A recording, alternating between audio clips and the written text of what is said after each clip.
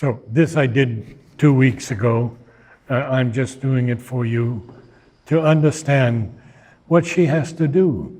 She has to strike out from time the soul's long compound debt.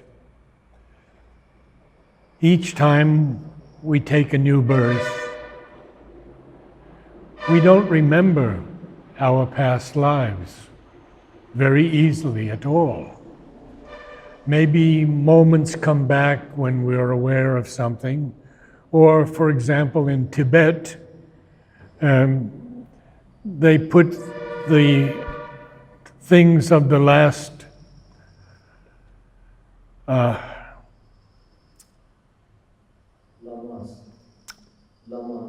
yeah. And if the child recognizes them and starts playing with them, then they know that he's the next Lama.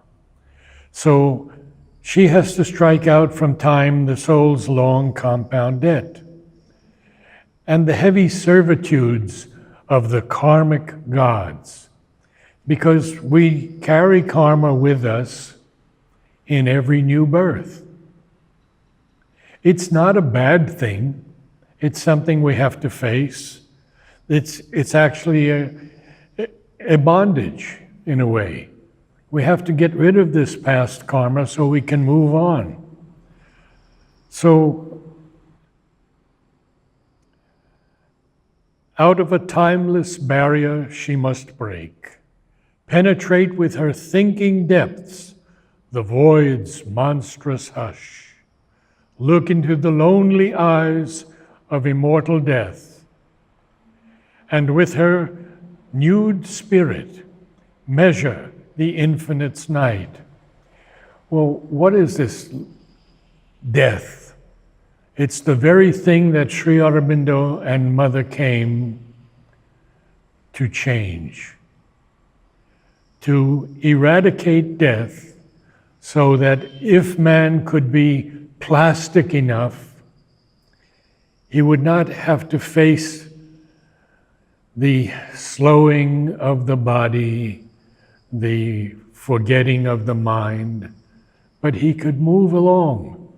Because who would want to live past 100 years in the same condition? Illness, problems of the mind and the vital and the body itself. So that is why Mother and Sri Aurobindo came. And for another reason also, because this earth is so sacred. And in one line in Savitri, to change this earthly life to life divine. Oh, how beautiful. So we're going to move on a little bit and continue with Savitri's what she has to do. The world unknowing, one line before, a combatant in silent, dreadful lists, the world unknowing, for the world she stood. No helper had she, save the strength within.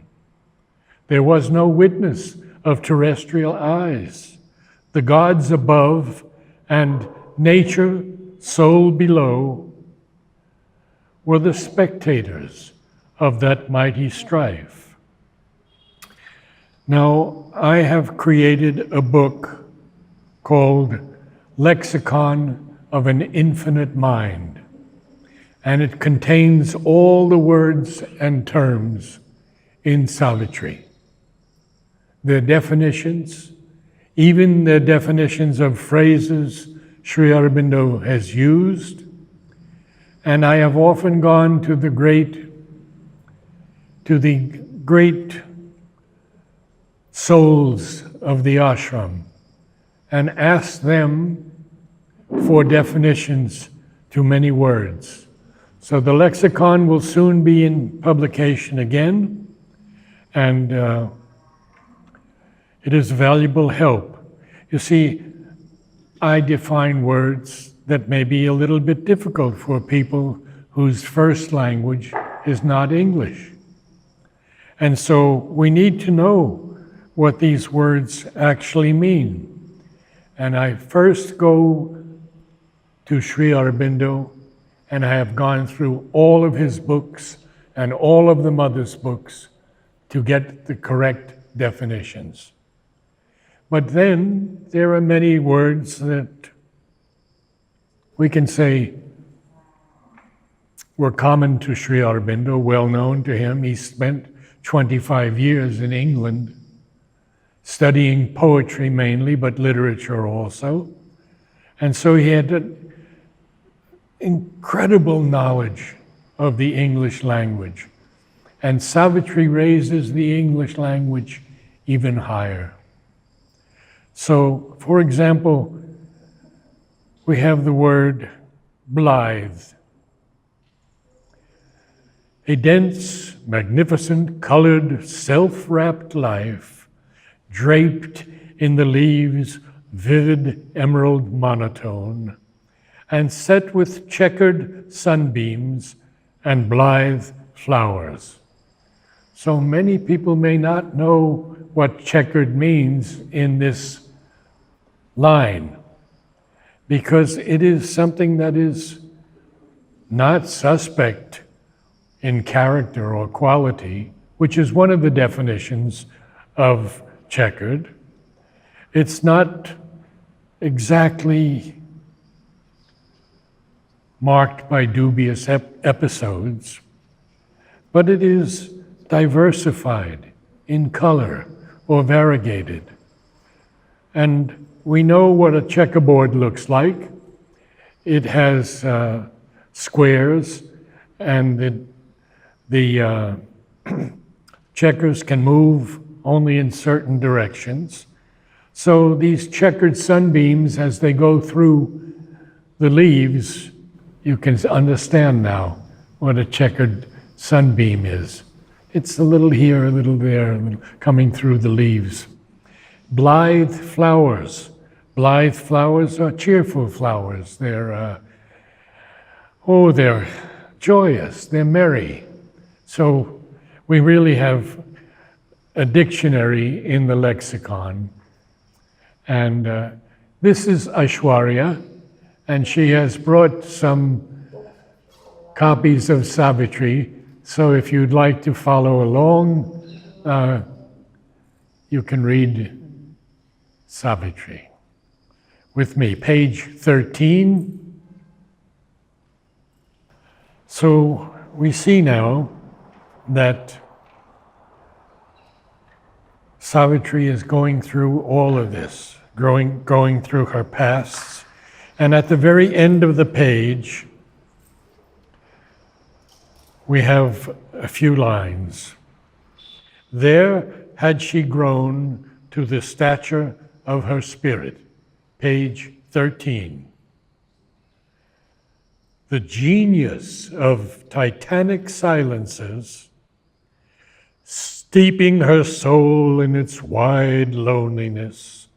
And now I have to go to the next page.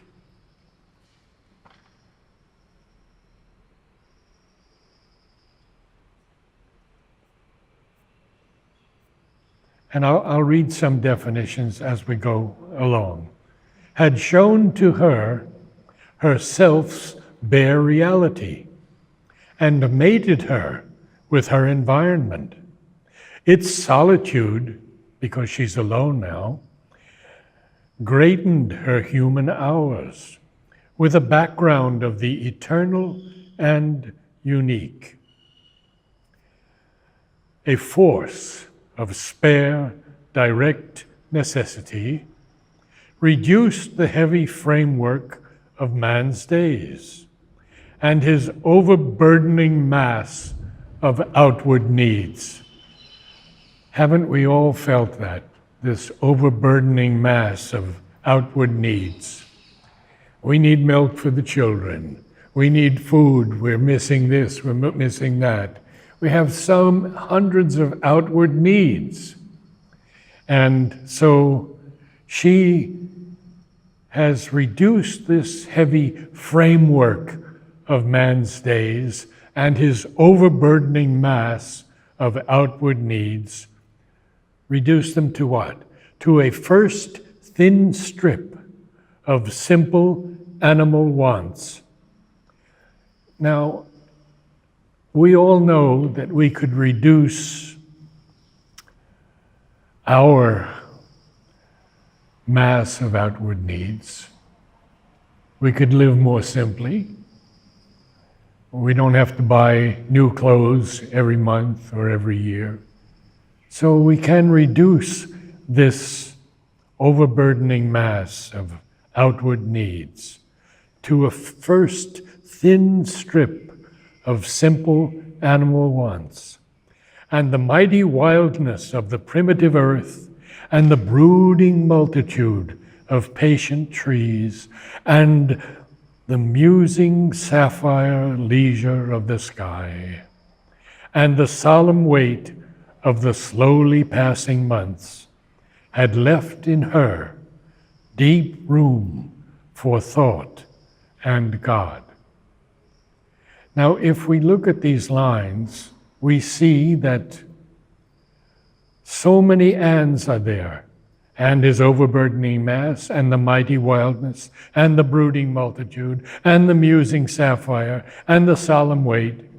Now, anyone in literature would tell you this is not acceptable in English poetry, to have so many lines beginning with an and.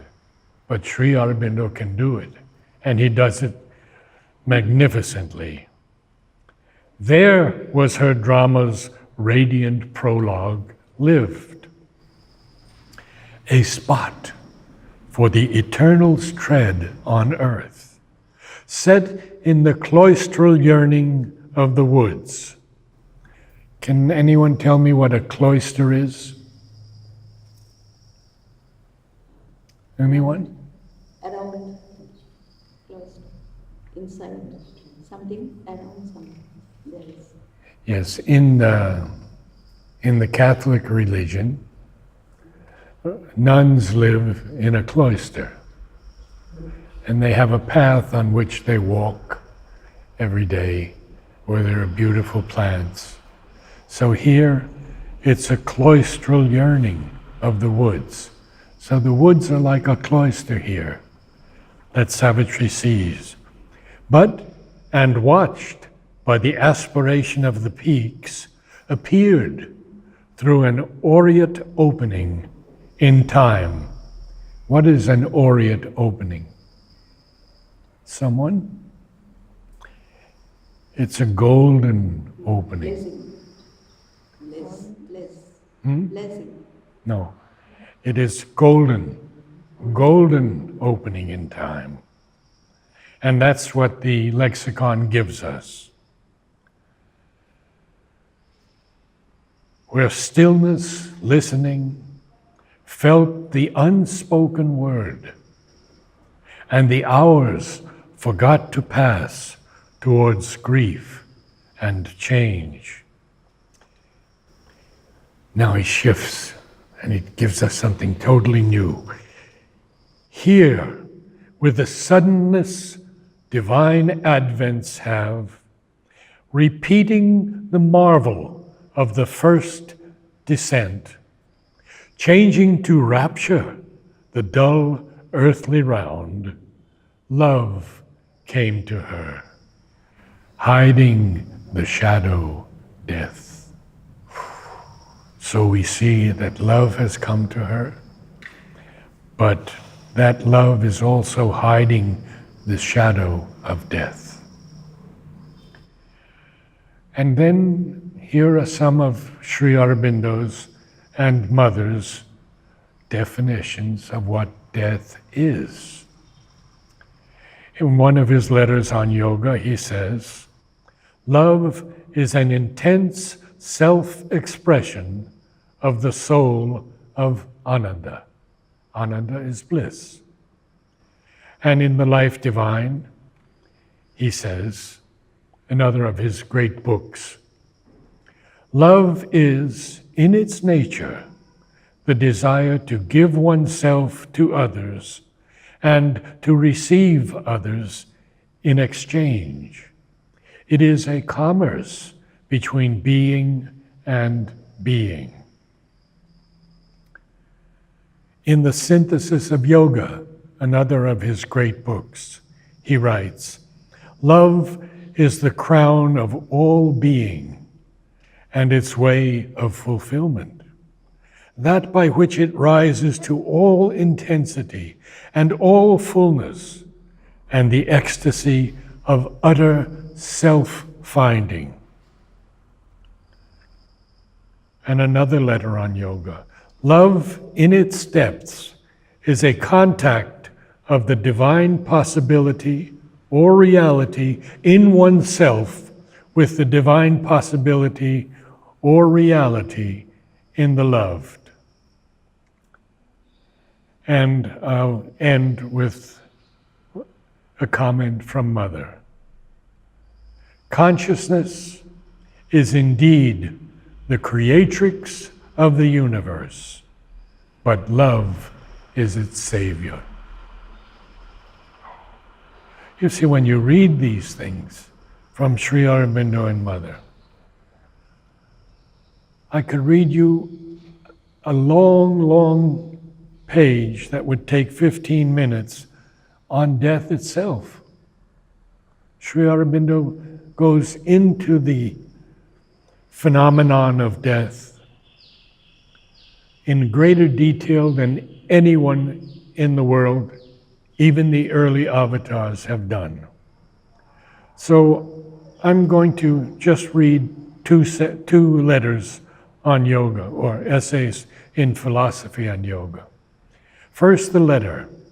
"Death is there because the being in the body is not yet developed enough to go on growing in the same body without the need of change, and the body itself is not sufficiently conscious. If the mind and vital life force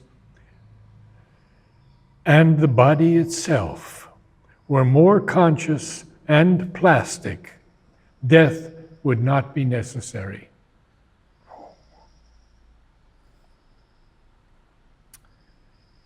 And lastly, in an essay in philosophy on yoga, "Death is the question nature puts continually to life, and her reminder to it that it has not yet found itself.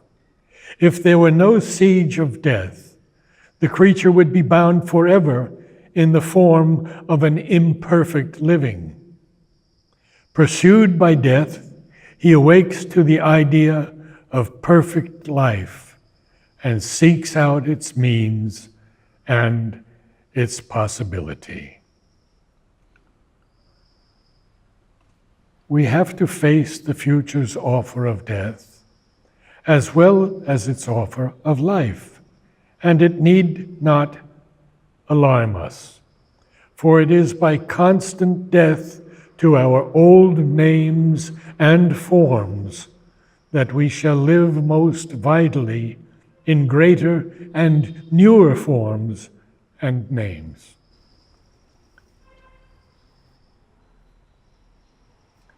Well might he find in her his perfect shrine, that burning test of the Godhead in our parts, a lightning from the heights on our abyss.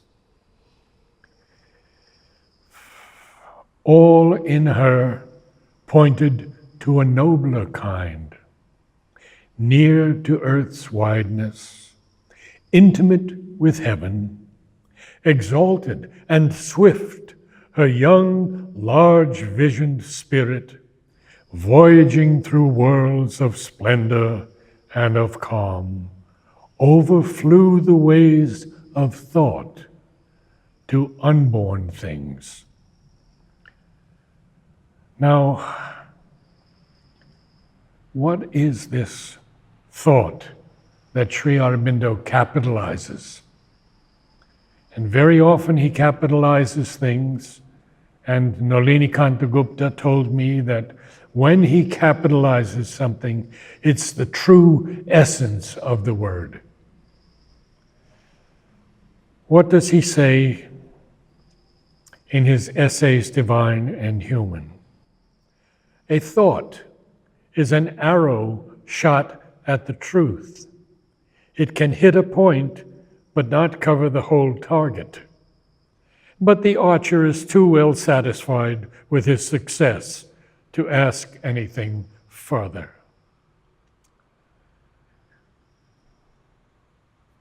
And I'll continue on.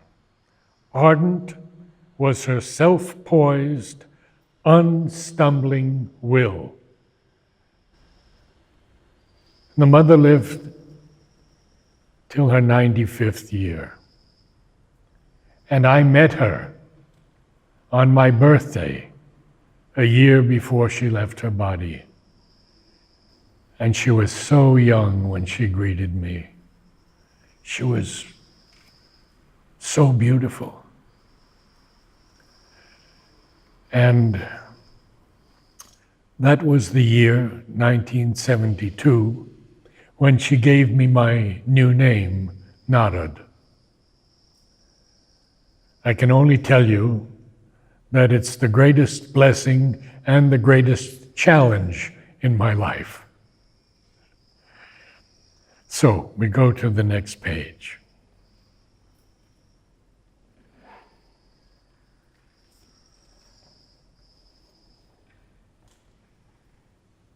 Her mind, a sea of white sincerity, passionate in flow, had not one turbid wave. Now we come to one of the greatest passages describing Savitri. And I'd like to read it without comment, and then we can go over it if you have any questions. As in a mystic and dynamic dance, a priestess of immaculate ecstasies, inspired and ruled from truth's revealing vault, moves in some prophet cavern of the gods, a heart of silence in the hands of joy, inhabited with rich, creative beats, a body like a parable of dawn that seemed a niche for veiled divinity or golden temple door to things beyond. Immortal rhythms swayed in her time-born steps. Her look, her smile awoke celestial sense, even in earth stuff, and their intense delight poured a supernal beauty on men's lives. A wide self-giving was her native act, a magnanimity as of sea or sky, enveloped with its greatness all that came, and gave a sense as of a greatened world. Her kindly care was a sweet, temperate sun, her high passion a blue heaven's equipoise.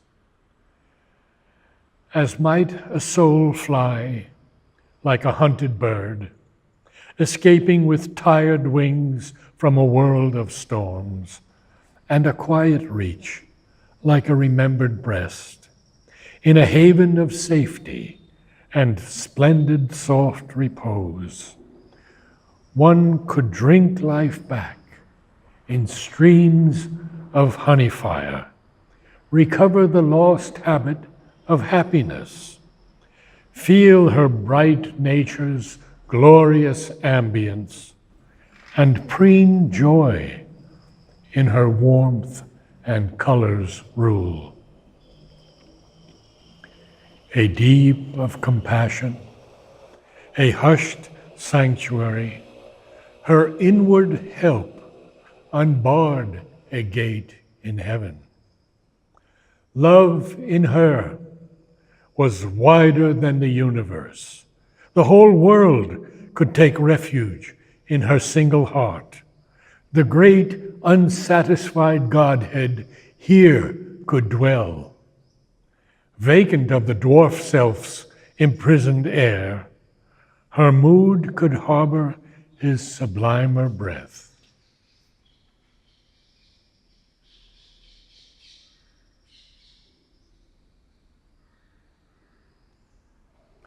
Spiritual, that can make all things divine. For even her gulfs were secrecies of light. At once, she was the stillness and the word, a continent of self-diffusing peace, an ocean of untrembling virgin fire, the strength, the silence of the gods were hers.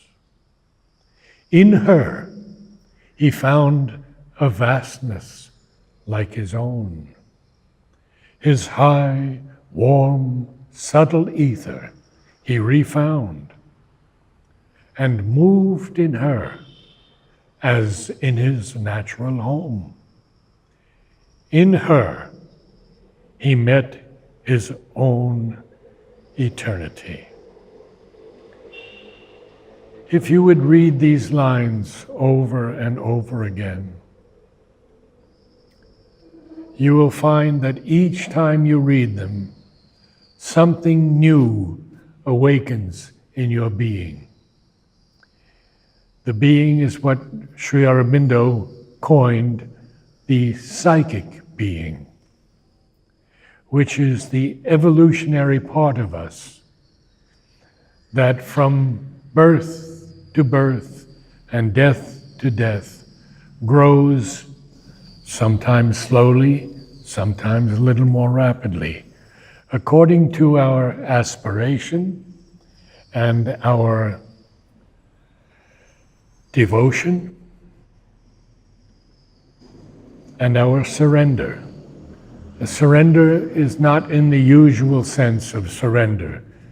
It is a giving up of all that is smaller or weaker in us to that which we may call God, the divine, Sri Aurobindo, Mother, whatever name you wish to call it. I tell you, these lines have such a power in us to change our nature, which is in such need of change. Till then, no mournful line had barred this ray.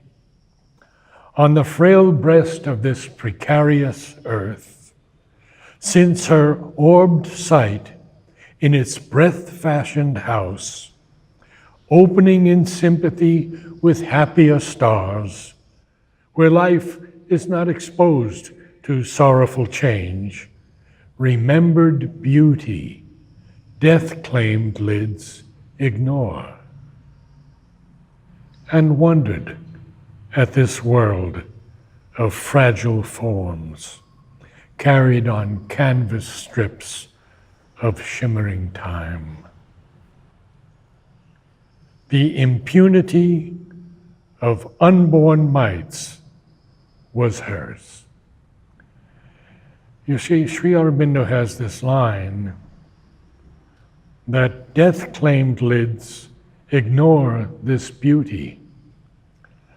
And even the avatars, when they first come down, may not remember all the past births.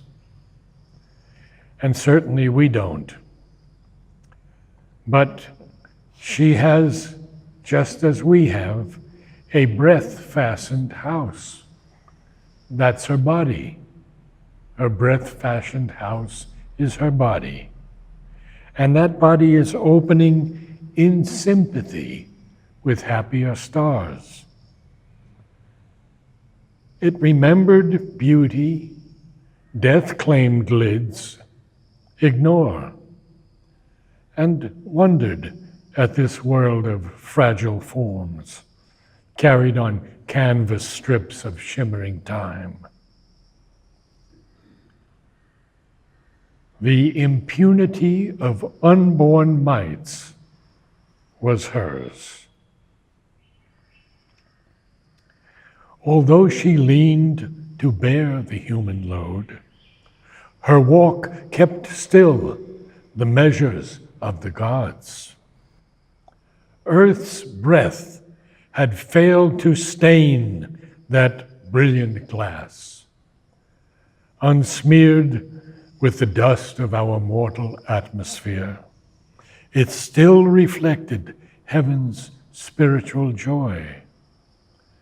Almost they saw who lived within her light, her playmate in the sempiternal spheres, descended from its unattainable realms, in her attracting advent's luminous wake, the white fire dragon bird of endless bliss, drifting with burning wings above her days. Heaven's tranquil shield guarded the missioned child.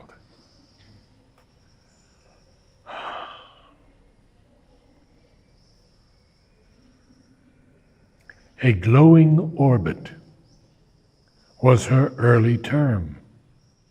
Years like gold raiment of the gods that pass. Her youth sat throned in calm felicity. But joy cannot endure until the end. There is a darkness in terrestrial things that will not suffer long, too glad a note. What does suffer mean here? Anybody? Suffer means, and Christ used the word also, suffer the little children to come to me. It means to allow. So that will not allow, that will not suffer long, too glad a note. And what is it? It's the darkness in terrestrial things. On her too closed the inescapable hand. The armed immortal bore the snare of time. And you see, I have to go from page to page because you may see here that I have all these definitions of the different words. So, what is the immortal? Sri Aurobindo capitalizes it. It simply means something not subject to death or decay. And even the dictionary, and I use the Cambridge Dictionary. Sri Aurobindo preferred it to the Oxford Dictionary, and he used the Cambridge. So I've taken everything possible from the Cambridge. And I'll just go a little further, and then we can discuss for 5 minutes before our break. And then at 5:30 we begin the Om Choir, and you're all welcome to join that. You don't have to know how to sing or anything. So I'm going to stop there. The armed immortal bore the snare of time. We know what a snare is. It's something that someone uses to catch something.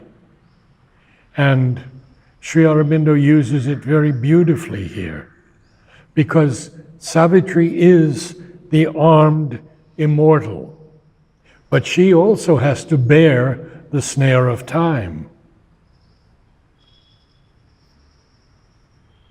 Any questions? Savitri, Mother says, is Sri Aurobindo's greatest work. She says all the rest, all those 30-something volumes, are only preparation. Savitri is the way. And that's why I've been reading it for more than 60 years. So, let's talk about this darkness in terrestrial things. Terrestrial is earthly, of course. We see it every day. We see wars, we see famine, we see the despoliation of the earth, pollution of the seas, contamination of the land. We see this darkness in terrestrial things every day. And that darkness will not suffer long. Too glad a note. It's a powerful thing, this darkness. We all have seen it in ourselves. And this is our work on earth, to clear everything in ourselves so that we can become divine. The divinity is already within us. Only it's shielded, Sri Aurobindo calls it, by these many veils. Our education, our families, our environment, our work habits, and I could go on and on. But these are the veils that shield us from who we truly are, because truly we are the divine. And all is divine in the process of evolution. It's miraculous that we can be here now, because the supermental is working in the earth and in the substance of the earth to evict all this darkness, to transform it into light, and to transform us as well. Mother says more. She says, Savitri is a mantra for the transformation of the world. A mantra. I would ask if this evening has meant even a little to you, that perhaps once a day you could read a line or two of Savitri. It will immediately enter your psychic being. And you don't have to even try to understand it, because understanding with the mind does not bring us true wisdom. Wisdom can only come through realization.